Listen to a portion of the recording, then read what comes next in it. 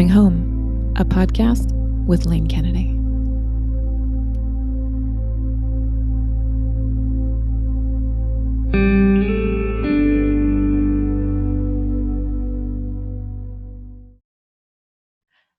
All right. Welcome back, everyone. So glad you're here and you're listening. My name is Lane Kennedy, and this is Your Intuition Knows.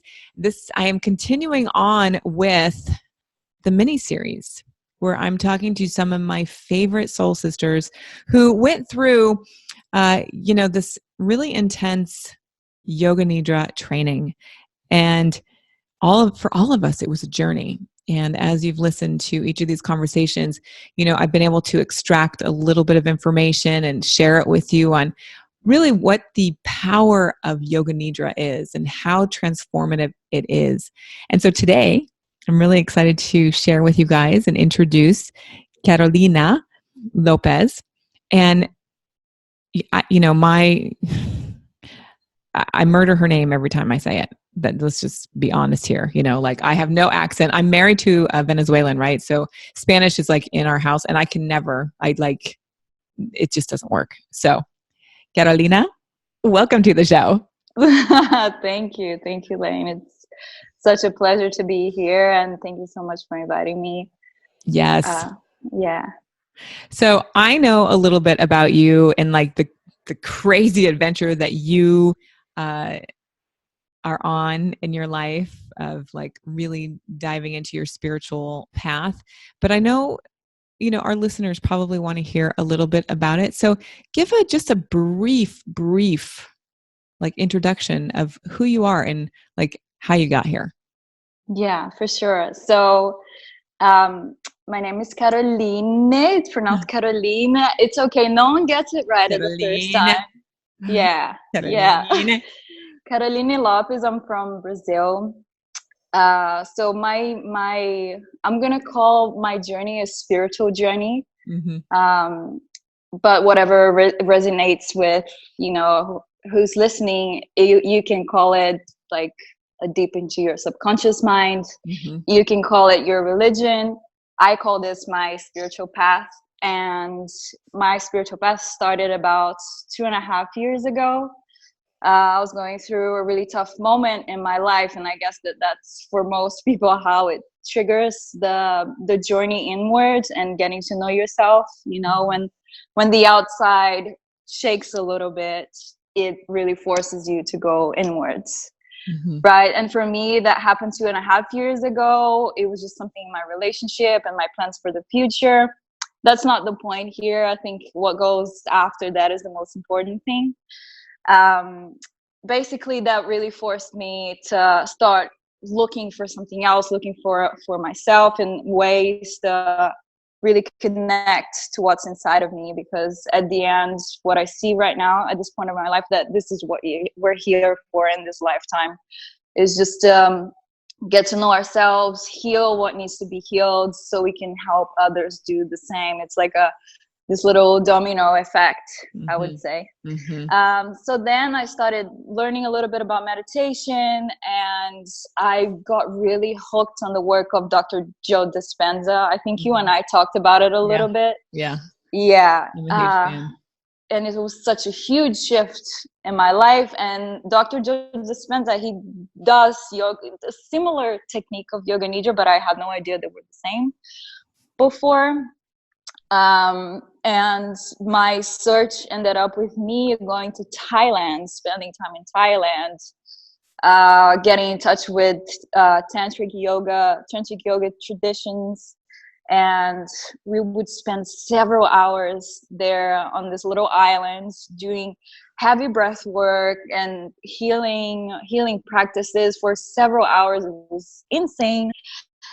And it just really transformed me, and I had no idea why. Like the tradition that we were following, our teacher would just say, just do the exercises, just do the breathing, just do the meditations, and then mm-hmm. something shifted. I went through something that I consider an awakening, in the sense of it just shifted so much of how I look at my own reality, and I started getting out of my own mind so much and getting in touch with myself and my body, and everything shifted from there.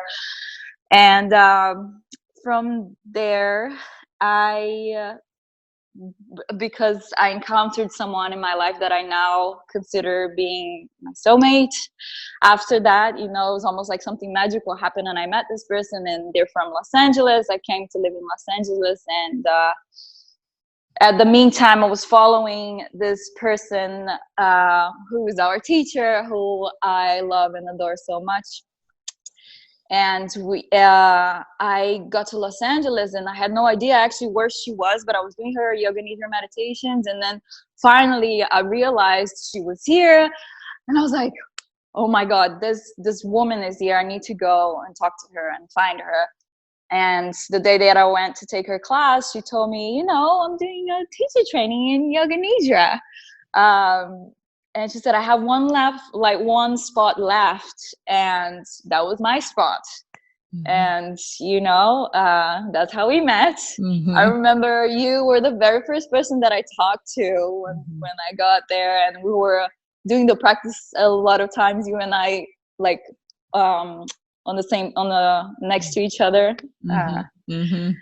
And this is how I finally got to this training that really, really changed my life. And I feel that it escalates, there's no bottom. Like, you just keep going deeper and deeper into what you can experience in this practice. So you said a couple of things that I want to hit on. And the first thing that I want to kind of invite our listeners to investigate is, when I didn't know that Joe Dispenza existed, but I knew about quantum living and quantum mechanics and quantum reality. And so when I was introduced to Joe, I was like, well, doesn't everybody operate like this? I just thought that everybody operated like this. I didn't know that it was a thing. And so I was totally I was so happy that somebody was out there like shouting from the rooftops, like about this other dimension, like it's this other type of living. Right. And when I realized that his work and Nidra are so connected, right? It's like we're going out to the quantum field. We are connected to that unified field, just as we do in his work, or vice versa with the Yoga Nidra. And so I want to ask you, the first time that you experienced connecting to the unified field, how was that for you? I think there are different ways to connect. And my experience so far tells me that, like we say in the practice, you need to peel a lot of your layers to fully connect. Yeah. And I feel that if you don't have a mentor there with you, it's really hard to do it on yourself. So when I first started, I was just, I was a reader. I was reading Joe Dispenza's book, and I was following his his recordings, his meditations. But it's different when you're just starting, when you don't really have someone there to help you get there. That's why, in the ancient traditions of yoga and tantra and all that, it's so important to have a mentor, a guru. Yeah. So it really changed for me having a teacher there guiding me, and the difference between having someone there and my first experience. My first experiences with Dr. Joe Dispenza's meditation were definitely something different than what I'll be able to access by just, sitting down and breathing and relaxing and like seated meditation. It was different. It was more profound. Yeah. I remember having very vivid dreams because I would do it at night, and then I'll go to bed, and those were the times in my life that I had the most vivid dreams in my life. So that was my first experience with it, but I would say that it got like more and more intense, more and more deeper with time and having a mentor there too. Yeah. So I want to explore the quantum field, because a lot of times when you're in tantric, right, there's different levels, right? Different layers. That's what you were saying, right? Different layers that we have to peel back. So you're out in Thailand, right? Yeah. Doing tantric work and you get to one level. Right. Right. And do you think that with the tantric work, you go as far or as deep as with the Yoga Nidra? You know, this our conversation is not about tantric, but tantra or tantric yoga. But I'll just brief it. Basically, with tantra, what we're doing, it's not the sexual. No.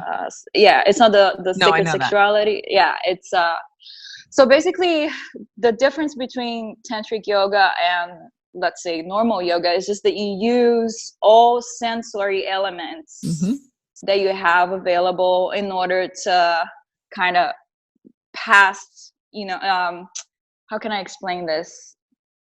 Forgive my no, but this is great. This is great, Carolina, because there are many listeners right now who are like, they're thinking it's sex. Right. Great. And that's not what tantric is about. No, it's not. So, this is great. Go ahead and share about it. Okay. So tantric yoga or tantra is basically a spiritual path, just like yoga is, not the yoga, the asana, the physical yoga. Yoga is a spiritual path. It has the philosophy.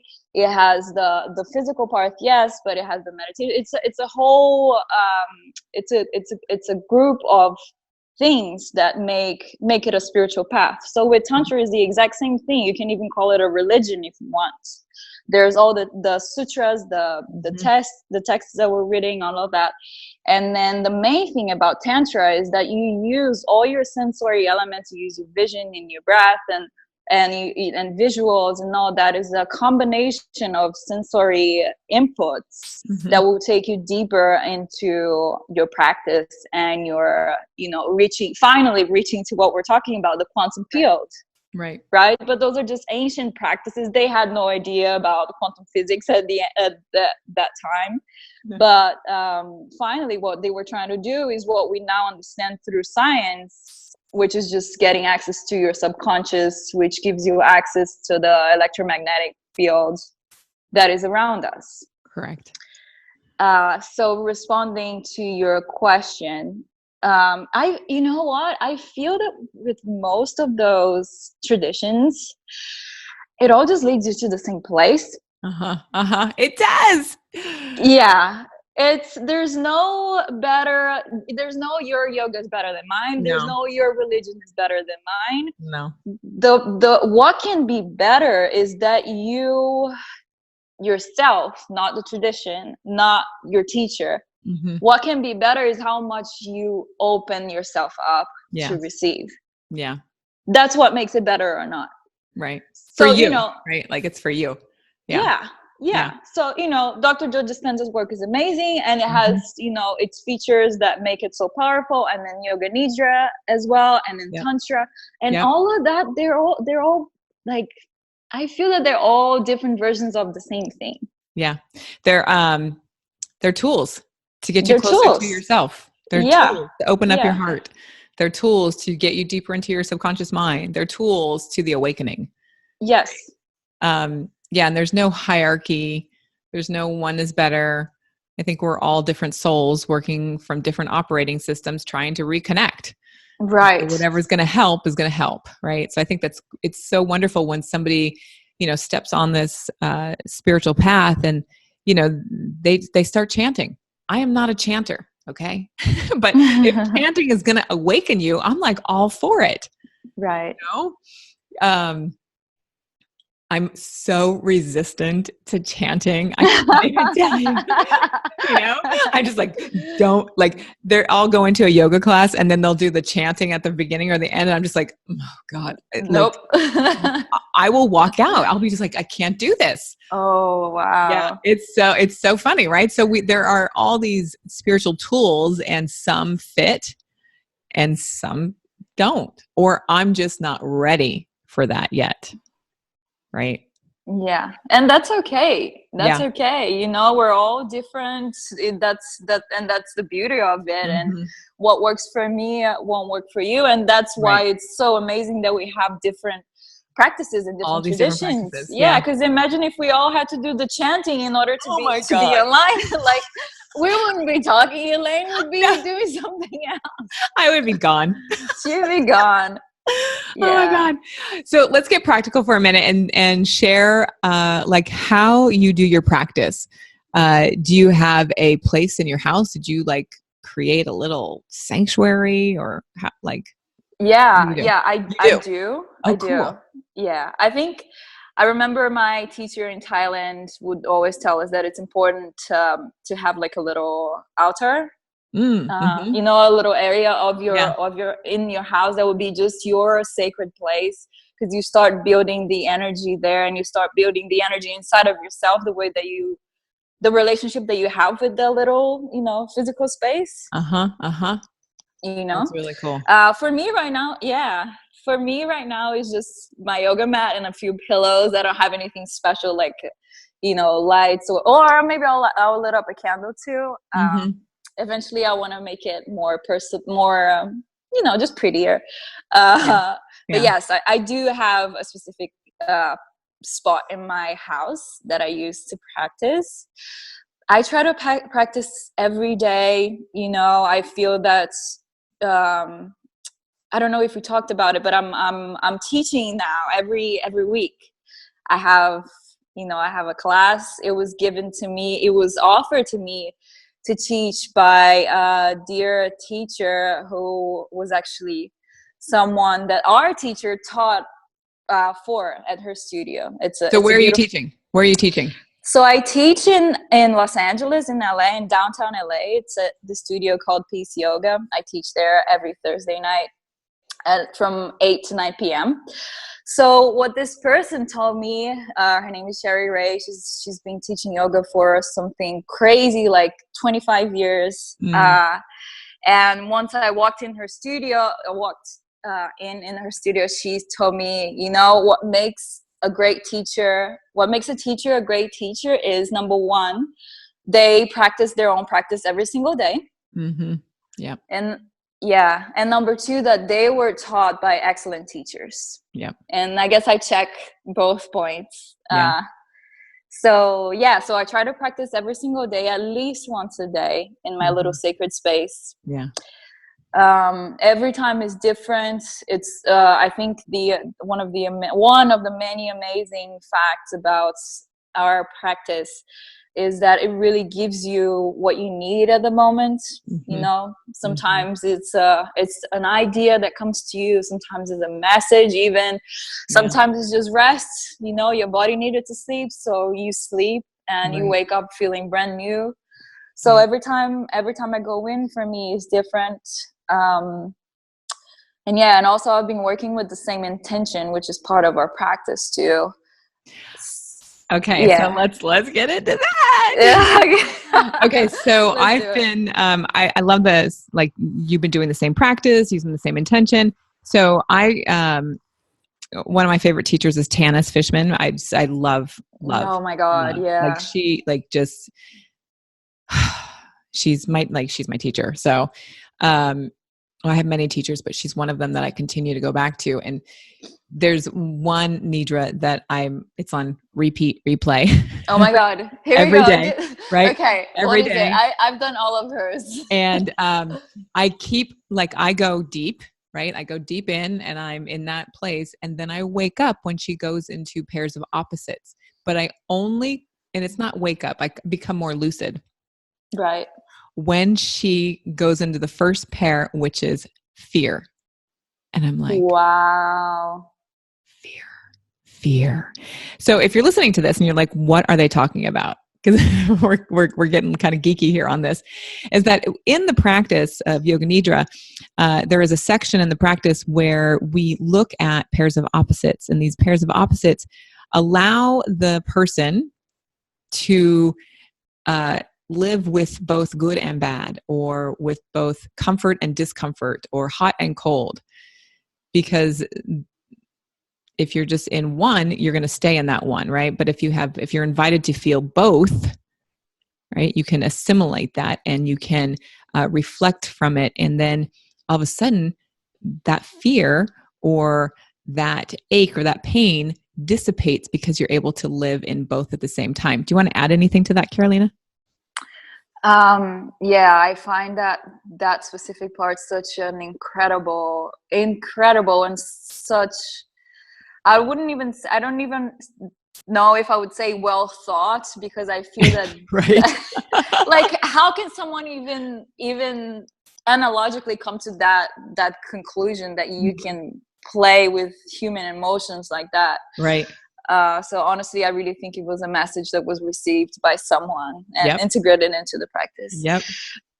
Yes, for me, that's one of my favorite ones. The beauty of it is that you can use a struggle of yourself in your Yoga Nidra practice and play with it. And one of the things that or what talked to me the most with learning Yoga Nidra is just a little nerdy facts that we learned. And many nerdy facts that we learned. For me, it's very interesting. That's another thing I didn't mention. So many things we're talking about here. I actually went to school for biomedical science, so I do have that background. I love neuroscience. But it's just such a new perspective on the whole thing, this stuff that we do. Anyway, one of the facts that we talked about during our practice, our teacher training, was that when you dream, so most of the times that we dream, we are not, so how sometimes we go and like, oh, I dreamed about this and this, and then you go and try to find a meaning. Most of the times your dreams don't have a proper meaning. But what is happening there is that you're trying to process your emotions in the dream. So if you dream about your mother all the time, probably you have some sort of emotion that you have to process. Dreaming about it is just your body trying to cope or process those emotions. And usually we have the same dream all over again. And the fact why that happens is that our hormones, like during the night, is the only time of the night of your entire day, that you're not really releasing all your stress hormones, right?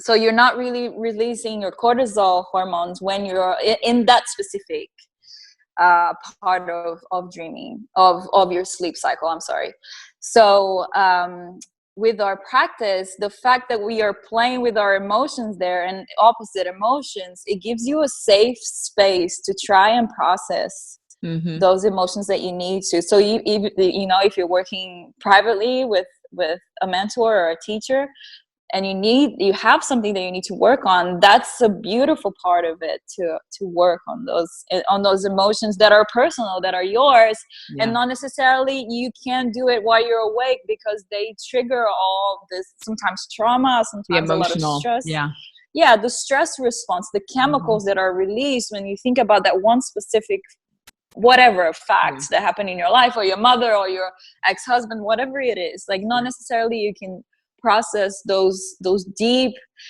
emotions, that take years to heal sometimes. But when you go there and you're in this theta dream state, you're able to deal with that. So that's one of the beautiful things about it. Did I respond to your question? Yeah, no, it's, you filled in some gaps there about the opposites, because really that's such a magical part of the practice. And I love the way that it's like really having a teacher or a guide, right? Like to work with.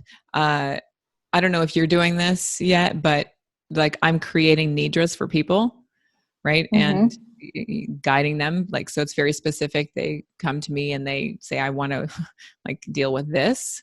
And that's amazing. And so that's part of what I'm offering now people, which has been the transformation is like, I can't believe it. But then I'm thinking to myself, right? Well, it's happened to me, right? Like I've completely transformed. Like I was in a state of horrible depression, and I don't even know what that feels like anymore. Right. Like, it's not even on my radar.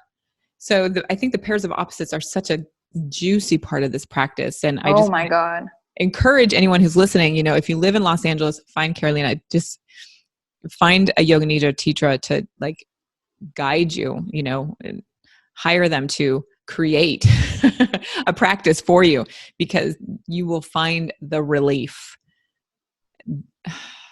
Yeah. Okay. You will. It's like, it's so heavy. It's like, oh my God, so juicy, you guys. Okay. So let's move the conversation. I want to give our listeners a little more practical insight, and then we got to wrap it up because we're at our time. But the last question that I have is like, how do you just get started, right? Like, how do you just get started? Share, give us some insight. Like, how do you just get started on the journey here? Yeah, this practice is just so amazing. Oh my God, I can't even count the reasons. But another one, it's that easy that all you have to do is find someone. Actually, get a recommendation. We'll give you guys many recommendations of recordings. Lane has been recording her own Yoga Nidra audios now. I'm slowly starting to do the same outside of my classes. So basically, it's just finding someone that you like. Lay down, like in your bed or on your yoga mat in Shavasana position, which is in yoga, it's the corpse position. You're laying down. You're just resting. Yeah. Put it on and follow it. Like, it's another beautiful fact about it. It will take you there. All you have to do is listen. Yeah. It's not even, oh my God, but it's so hard for me to concentrate. It's so hard for me to, slow down my thoughts. That's okay. That's how we all are when we are starting. That's just part of being human. We have the whole evolutionary reasons to be like we are thinking, and we're great at thinking. We have built so much because of our amazing intellect. But in order for you to slow down, you have to slow that down too, and you don't have to do it by yourself, because we have I read that in a book recently, the feedback loop from hell. Like, you're thinking loop. Yeah, the negativity loop. You're thinking, oh my God, I cannot shut my thoughts down. I cannot slow it down. And then you realize that you're thinking about slowing it down. So you're thinking about thinking. So it's okay. You're not going to be able to do it by yourself. It's fine. But with Yoga Nidra, you just put it on and you follow the instructions, and it will naturally take you there. So good. It's so true. It's the easiest practice I've ever done. Oh my God. Right? It's for everyone. Yeah. My kid. Yeah. It's great for children. It's amazing for teenagers. It's great for mothers that have just given birth and needs the sleep. It's great for everyone, for the elderly, it just takes you there somehow. Like, I've never talked to anyone that have done it that have not been just stoked with it, like even my classes, I've been teaching for a short period of time, but I already get people coming back and thanking me and saying, this is transforming my life. And at the end of the day, it's beautiful being a teacher for a practice like that, but I just see this is nothing on me. This thing is so powerful. It's so powerful. So honestly, I wouldn't give any advice to anyone, but just put it on, lay down, listen, and do it, and you get there. Love it. So I lead for the special ops, and these are like the big guys, right, who are like doing tactical kind of out there in the world, first responders, like her, right? And so I remember the first time I was there this week, and they're like ready. They have the mats out and they're lying down, and they're like, okay, we're ready. It's because they know what they're going to get. So ladies, this is not only for us, it's also for the men in your life too. So they love it just as much. My God. It's for everyone. Yeah. And it's a way for it's beautiful. I was thinking about that. I taught last night, right? And my last classes, I get like 80% men. Whoa. It's males mostly in my class. And I was thinking about it. And so cool. A lot of my scripts, they're very feminine. They talk about love and kindness and stillness, which are very feminine emotions in a way, if you think about the feminine as just something more gentle, more in touch with the emotions and all that. And we all have the both sides. Yep. So why it's so incredible for males to do this is because they start getting more in touch with that lost part of themselves, that it's being suppressed by society, by their families. Yep. All of the emotions that they have not been able to express or to feel or to process, they can do it in Yoga Nidra. Yep. So all of them, actually, the people that come back, especially the people that come back, not only the rotation of people in my classes, but the people that actually come back are males. So cool. That's so cool. Oh my gosh. It's crazy. All right, Carolina, we have to wrap it up.